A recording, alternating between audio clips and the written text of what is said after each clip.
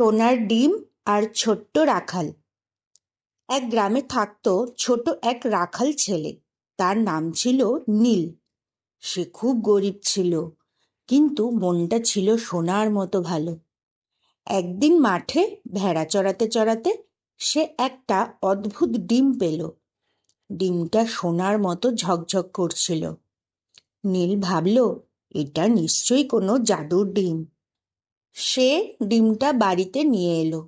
হঠাৎ ডিমটা ফেটে বের হলো ছোট্ট একটা সবুজ রঙের ড্রাগন। ড্রাগনটা বলল, ভয় পেও না, আমি জাদুর ড্রাগন। তুমি ভালো ছেলে বলেই আমি তোমার কাছে এসেছি।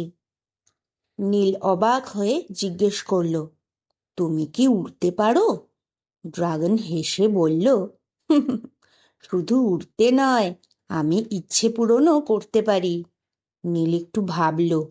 সে চাইলে অনেক ধনসম্পদ চাইতে পারত, কিন্তু সে বলল, আমাদের গ্রামে যেন সবাই সুখে থাকে, কেউ যেন ক্ষুধার্ত না থাকে।